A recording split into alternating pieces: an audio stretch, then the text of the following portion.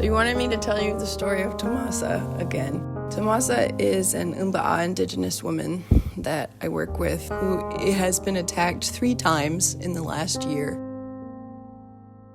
The first time, she had helped another indigenous woman hide from an abusive boyfriend, and she had let this woman into her house to hide for the night. And a couple months later, the abusive boyfriend was really drunk one night, and he remembered that. So he came over to her house and started beating her up.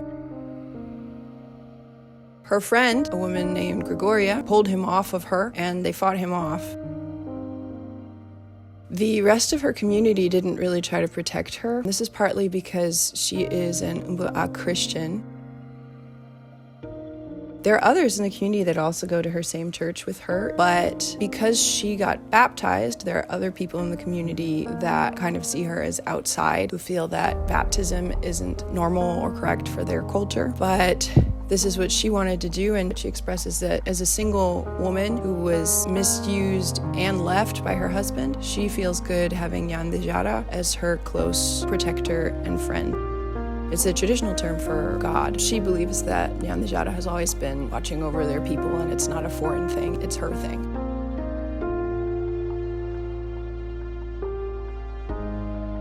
When she was going to go to the police about this guy beating her up, people actually begged her and paid her not to. They were more worried about protecting him than about protecting other women from his violence. There is a lot more sympathy sometimes for men than for women.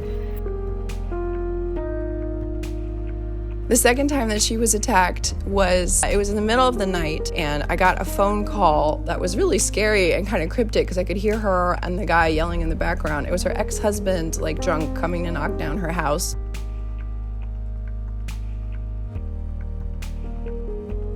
He grabbed her at one point, and she actually fought him off using a martial arts technique that she'd been taught in one of our classes. And he was shocked. He was like, "Where did you learn that?" Because women don't do that. Traditionally, she's supposed to be under the men.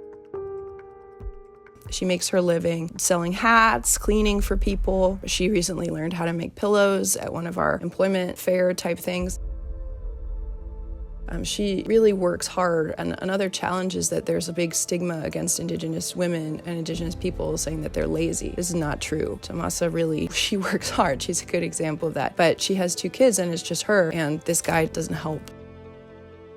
When he did help, he caused a huge problem because at that point, the friend who had helped her against the first guy who attacked her, the friend decided to sleep with the ex-husband. And the friend became very, very protective of him and jealous. And one day he did give child support to Tomasa. And then Tomasa was coming back from that. And her best friend attacked her and beat her so hard around the face that she had a concussion. I took her to the hospital and did a neurological exam, and then I took care of her in our refugee house for several days afterwards. She had neurological changes. She had some trouble walking the first day. You had asked me, why would this woman be so protective of this guy that she would abandon her best friend and beat her up for talking to him? About 100 years ago, Argentina, Brazil, and Uruguay performed a massive genocide on Paraguay. The justification was land because Paraguay had some phenomenal river access at that time. The story that's told is that the president of Paraguay, there were excuses that he was pushy, that he started it or whatever, but there's documentation between Uruguay and Argentina planning an attack on Paraguay before any other military action was taken.